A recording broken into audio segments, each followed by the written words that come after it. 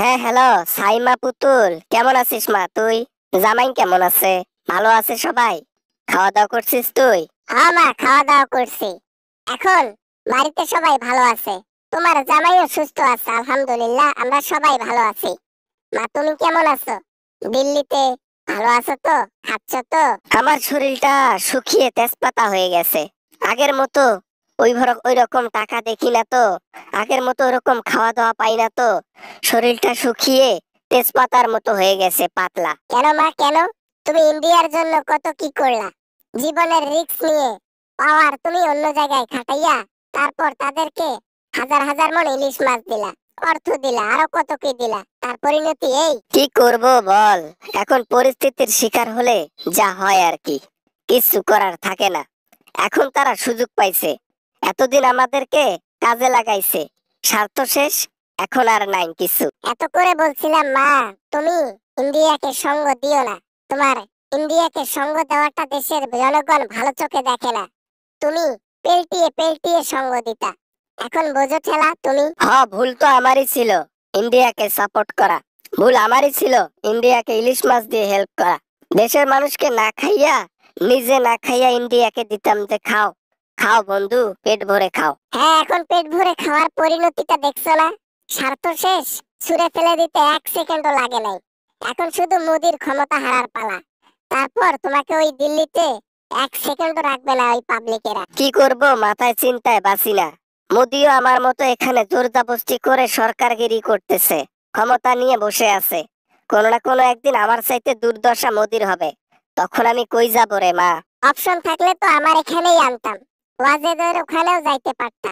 এমন একটা সিস্টেমের কাজ করছো, কোন দেশ স্থান দেবে না, কোন দেশ তোমাকে ভিসা দেবে না, একমাত্র দিল্লির মোদি ছাড়া। ক্ষমতা থাকাকালীন দিল্লিতে থাকা যাবে। মোদির ক্ষমতা যতক্ষণ, আমিও থাকবো ততক্ষণ। তারপর কি করব? পরের লাইনটা একটু বলে দে মা। সান্ত্বনাটা পেয়ে যাই তোর মুখ থেকে। এত করে যখন বলছো, পরের লাইনটা বলতেছি। মোদির ক্ষমতা যাওয়া অমনি তোমাকে বাংলাদেশে যাইতে হবে। গিয়ে 14 শিখের মধ্যে ঢুকতে হবে। ডেইলি তোমার পেছন দিয়ে 15 থেকে 20 হালি রাজহাঁসের ডিম দেবে। এটাই বাস্তব। এটাই স্বাভাবিক। বুঝছো মা? এইটা ছাড়া তোমার কপালে কোনো কিছু জুটবে না। আর মোদির ক্ষমতা যতদিন, তুমি দিল্লিতে থাকবা ততদিন। কোন জায়গার ভিসা পাইলে নিয়ে যাইও। এইটা কোনো কথা? আমার মেয়ে না তুই অন্য কেউ? হ্যাঁ, একজন মেয়ে হয়ে মাকে এইভাবে কথা বলে? বাস্তব কথা হলেও কেন তুই বলবি? আমার কি কষ্ট হয় না ওইসব কথা শুনে? যাদের সন্তান হারাইছে, যাদের বাবা হারাইছে, যাদের বোন হারাইছে, তাদের কি কষ্ট হয় না? ব্যাপারটা ঠান্ডা মাথায় ভাবি দেখিও। তুমি কি ভুল কাজ করছো নাকি সঠিক কাজ করছো দেশের মধ্যে? কি যে করলাম আমি ক্ষমতার টাকার লোভে। মানুষকে মারতেও দ্বিধাবোধ করলাম না। আর আজকের পরিণতি আমার এই হইতো না। দেশের মধ্যে যদি শান্তিভাবে থাকতাম, জনগণকে ভালো রাখতাম, আজকে দেশেই থাকতাম। লোভ আর ক্ষমতা মানুষকে নষ্ট করে ফেলে। তাই তোমার সাথেও ঘটেছে ওইটা। তুমি নিজেকে কন্ট্রোল করতে পারো নাই। টাকার বস্তা দেখে মনটাকে উড়িয়ে নিয়ে গেছো 7 আসমানের দিকে। ভুল করেছি, কিছু করার নাই। এ ভুলের মাসুল কখনোই দিতে পারবো না। ভুল মানুষ একবার করে, আর ওখান থেকে শিক্ষা নেয়। আর আমার ভুল এত বড়, শিক্ষা নেওয়ার আর কোনো প্রয়োজন নাই। ডাইরেক্ট জনগণ উপরে দিবে পাঠাই। ঠিক আছে মা, তোমার জামাই অফিস থেকে আসলো। আগে তো বসে বসে খাইতো, তুমি হাজার হাজার কোটি টাকা পাঠাইতা, ওইটা বসে খাইতাম। এখন পার্ট টাইম জব করে তোমার জামাই, ওইটা দিয়ে চলতেছি।